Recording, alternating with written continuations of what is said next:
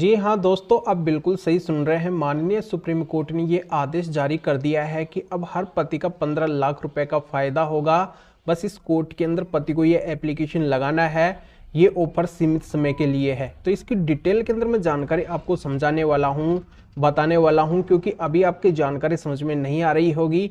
तो किस तरीके से क्या फ़ायदा होगा, इसकी डिटेल के अंदर जानकारी आपको मिलेगी। पर आपको करना क्या है, वीडियो को बिल्कुल अंत तक देखना है, तभी पूरी जानकारी समझ में आएगी। क्योंकि आप खुद समझदार हैं, आपको अच्छे से पता है कि आधे अधूरे वीडियो से कभी भी कोई जानकारी समझ में नहीं आती है। इसलिए पूरी जानकारी के लिए वीडियो को बिल्कुल अंत तक देखना पड़ता है, तभी पूरी जानकारी समझ में आती है।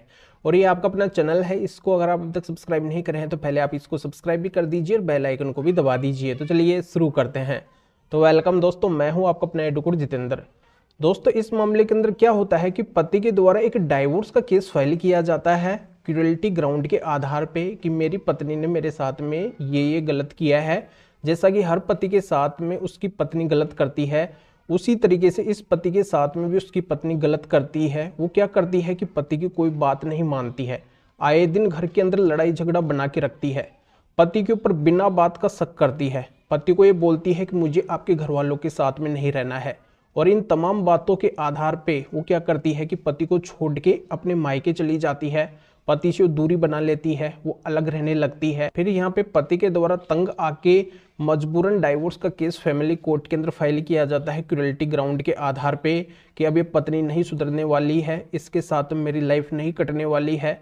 देखो, यहाँ पे मैं क्लियर कर देता हूँ कि कोई भी पति यहाँ पे जबरदस्ती में डाइवोर्स का केस फाइल नहीं करता है, यानी कि उसकी कोई इच्छा नहीं होती है डाइवोर्स लेने की, पर वो क्या होता है कि वो मजबूर हो जाता है, वो तंग हो जाता है, परेशान हो जाता है। जब देखो उसने शादी कर ली है तो फिर वो डाइवोर्स के बारे में क्यों सोचेगा?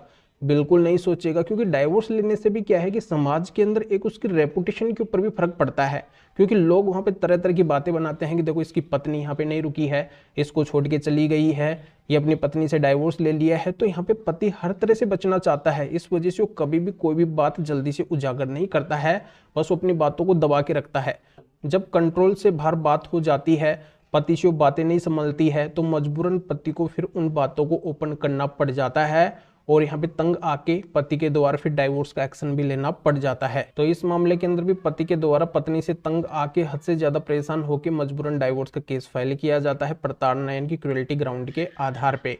अब यहाँ पे जब ये मामला फैमिली कोर्ट के अंदर चलता है तो फैमिली कोर्ट के द्वारा तमाम गवाह एविडेंस इन सभी को देखते हुए और पति के पक्ष के अंदर डाइवोर्स का ऑर्डर दे दिया जाता है, यानी कि पति को यहाँ पे फैमिली कोर्ट से डाइवोर्स मिल जाता है।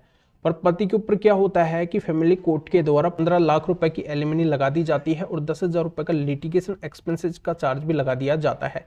तो पति यहाँ पे जो डाइवोर्स का ऑर्डर हुआ है उससे तो संतुष्ट होते हैं, उससे तो खुश होते हैं, पर ये जो पति के ऊपर एक भारी भरकम एलिमनी लगाई जाती है तो इससे पति नाखुश होते हैं। वो क्या करते हैं कि एलिमनी मामले को चैलेंज करने के लिए इसकी अपील हाई कोर्ट के अंदर डाल देते हैं कि मेरे ऊपर बिना वजह 15 लाख रुपए की एलिमनी क्यों लग गई, जबकि पत्नी गलत थी। यहाँ पे मेरा कोई भी फाइनेंशियल आधार नहीं देखा गया है, इतनी मेरे पास में कमाई भी नहीं है, इतना मैं स्ट्रॉन्ग भी नहीं हूँ, फिर भी मेरे ऊपर ये ज़्यादा एलिमनी लगाई गई है, जबकि मेरे ऊपर कोई भी एलिमनी वगैरह नहीं लगनी चाहिए थी, यानी कि पत्नी गलत है। ये पति का कहना होता है। पर यहाँ पे हाई कोर्ट के द्वारा पति की एक नहीं सुनी जाती है। जो नीचे फैमिली कोर्ट का 15 लाख रुपए एलिमनी का ऑर्डर हुआ था उसी को हाई कोर्ट के द्वारा भी बरकरार रखा जाता है कि आपके ऊपर फैमिली कोर्ट ने जो 15 लाख रुपए की एलिमनी लगाई है वो बिल्कुल सही लगाई है, क्योंकि आपकी पत्नी है, इसको एलिमनी देना आपकी जिम्मेदारी है। तो इस तरीके की बात हाई कोर्ट के द्वारा कही जाती है और यहाँ पे पति के लिए है जो कोई भी फायदा हाई कोर्ट से नहीं मिलता है। फिर पति के द्वारा इस मामले को माननीय सुप्रीम कोर्ट के अंदर चैलेंज किया जाता है, वहां पे ले जाया जाता है और वहां पे अपनी बात फिर से रिपीट की जाती है। उन तमाम बातों को पति के द्वारा रखा जाता है कि यहाँ पे दोनों कोर्ट ने मेरे साथ में गलत किया है, इतनी एलिमनी मेरे ऊपर लगनी नहीं चाहिए थी। तो ये आपको अच्छे से पता है कि माननीय सुप्रीम कोर्ट के द्वारा मामले को बहुत ही गहराई से देखा जाता है, बारीकी से एनालाइज किया जाता है कि यहाँ पे गलती किसकी रही है, कि दोनों कोर्ट ने, फैमिली कोर्ट और हाई कोर्ट ने डिसीजन देने के अंदर बहुत जल्दबाजी की है, उन्होंने अपना जुडिशियल माइंड अप्लाई नहीं किया है।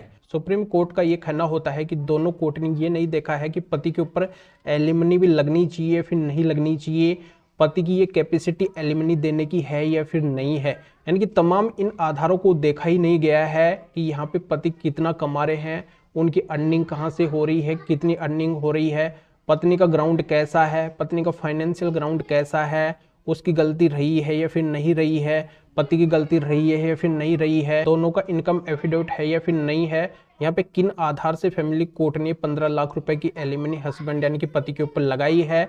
और यहाँ पे हाई कोर्ट ने तो अपना माइंड बिल्कुल ही अप्लाई नहीं किया है, जो फैमिली कोर्ट ने डिसीजन दिया था सेम उसी को बरकरार रख दिया है। तो इस तरीके से ये गलत डिसीजन हुआ है।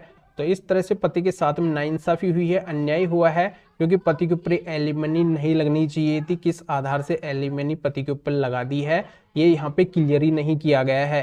तो यहाँ पे फैमिली कोर्ट और हाई कोर्ट के डिसीजन को माननीय सुप्रीम कोर्ट के द्वारा पूरी तरह से खारिज कर दिया जाता है। और ये डायरेक्शन माननीय सुप्रीम कोर्ट के द्वारा फैमिली कोर्ट को दिया जाता है कि आपके द्वारा पहले मामले को बारीकी से देखना है, गहराई से देखना है, पति की अर्निंग कैपेसिटी कितनी है, पति के ऊपर ये एलिमनी लगनी चाहिए फिर नहीं लगनी चाहिए, इनकी तमाम उन बातों को आपको देखना चाहिए, दोनों को फाइनेंशियल ग्राउंड आपको देखना चाहिए, तब जाके आपको डिसीजन देना चाहिए।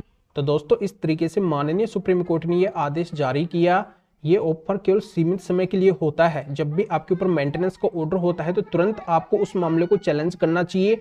अगर आपके ऊपर गलत तरीके से मेंटेनेंस लगा है तो आपको चुप नहीं बैठना है। ऊपर वाली कोर्ट भी होती है, उसके अंदर आपको रिवीजन अपील के अंदर उस मामले को चैलेंज जरूर करना चाहिए। यानी कि इस तरह से ऊपर वाले कोर्ट के अंदर ये चैलेंजिंग एप्लीकेशन जरूर लगाना चाहिए, जिससे अगर आपके ऊपर बिना वजह गलत एलिमनी लगी है तो पूरा फायदा आपको मिल जाएगा। चाहे यहाँ पे 15 लाख रुपए की एलिमनी हो या फिर 20 लाख रुपए की एलिमनी हो, आजकल वो जमाना नहीं है। सब कुछ पहले देखा जाता है कोर्ट के द्वारा और फिर डिसीजन दिया जाता है, ये माननीय सुप्रीम कोर्ट का कहना है। अब हर कोर्ट के द्वारा मेरिट के बेस पे डिसीजन देना पड़ेगा, हवाई डिसीजन नहीं देना पड़ेगा।